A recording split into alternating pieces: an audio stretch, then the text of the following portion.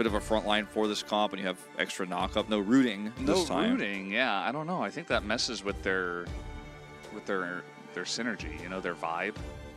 Oh, Graves. Graves, interesting. Exists. Graves, a lot of damage here, just straight up with a follow-up. Like they have Galio goes in, sets up a taunt. You have Jackson follow-up, and then you have this big Graves Draven damage that's low range. This comp from T1 is basically like, we do the boom boom or it's bad news. Like there's not much staying power in this draft. There's not a whole lot of intricacies around, ooh, can we front to back this? Because you're dealing with poke from Sana, you're dealing with Gen poke as well, with the engage that is set up from Guwon. Yes. Grives. Grives. Who's Grives? I'm not sure. We also had someone in Korean ask, are T1 trying to lose? What's with the Graves pick?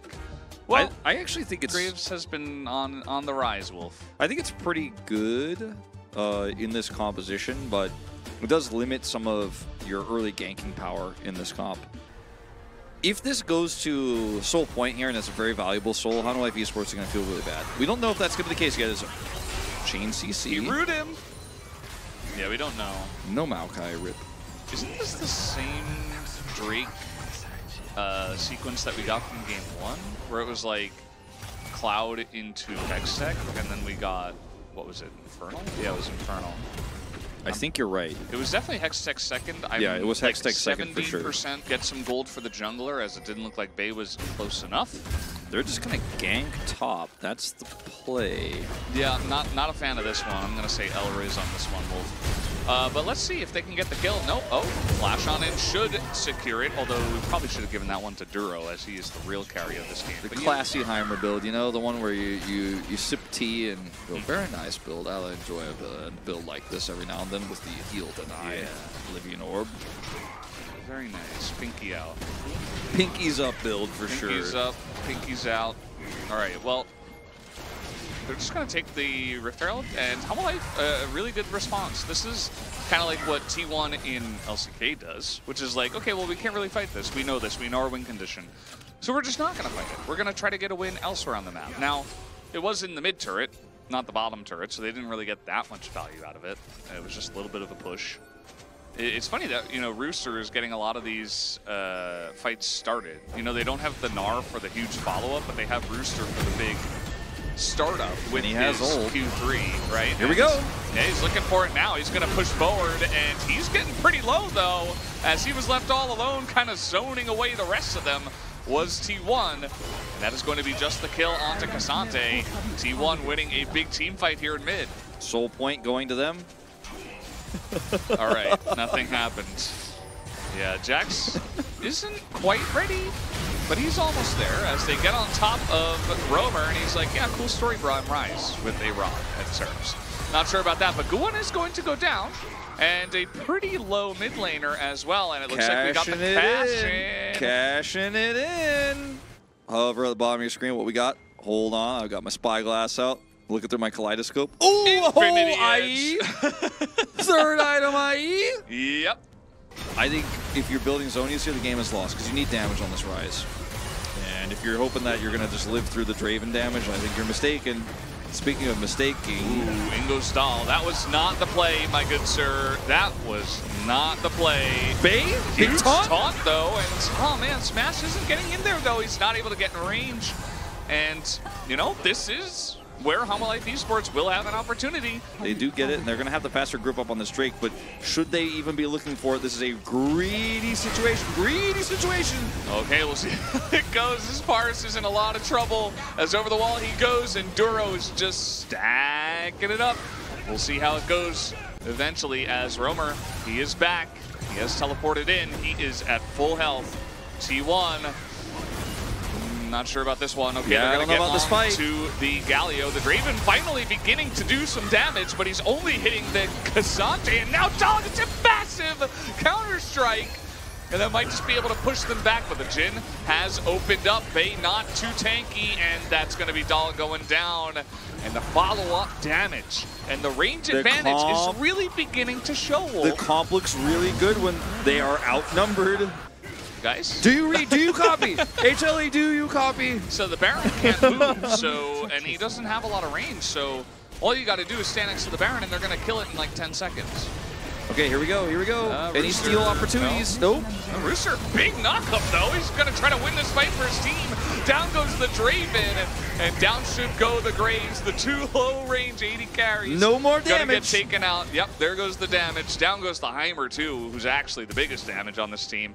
As Roamer's flashing in onto Bay, looking for the second to last Baron buff on the team. As of course Dahl did get out, but Rooster, a massive play.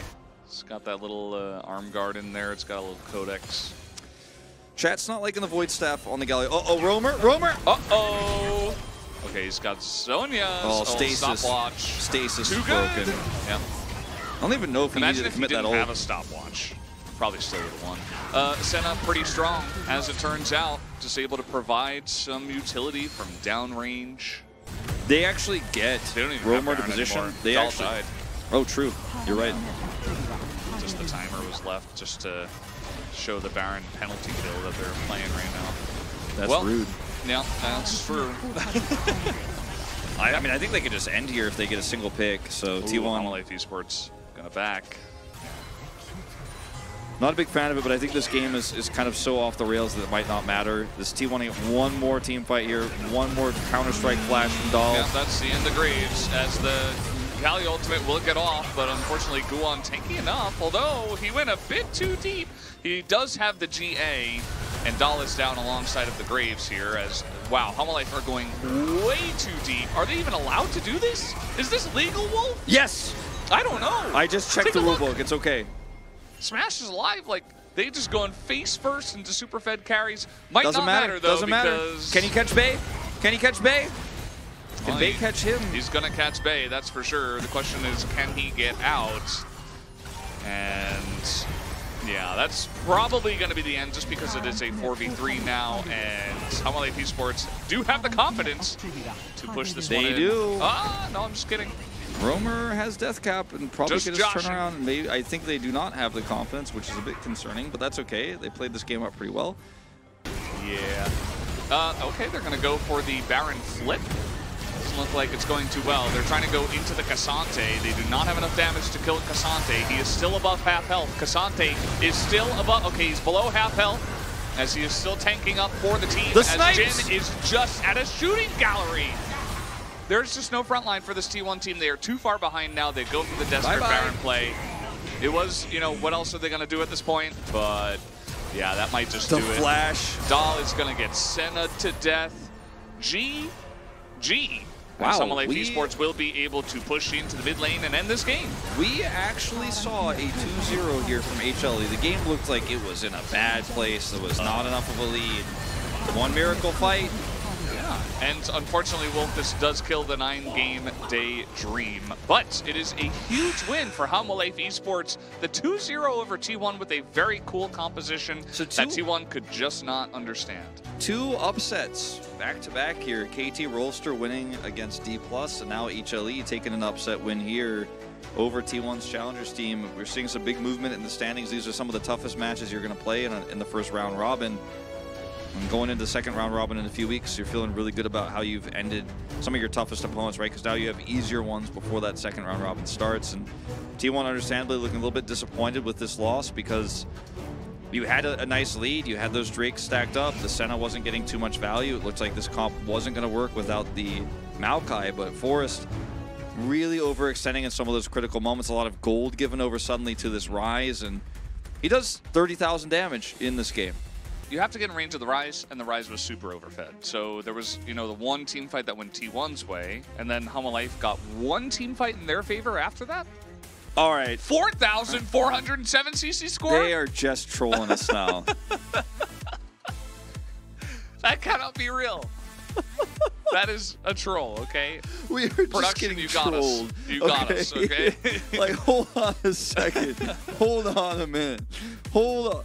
I'm going to have to take a picture of this one if I can get in there quickly enough. Hold on. This can't be right. This can't be right.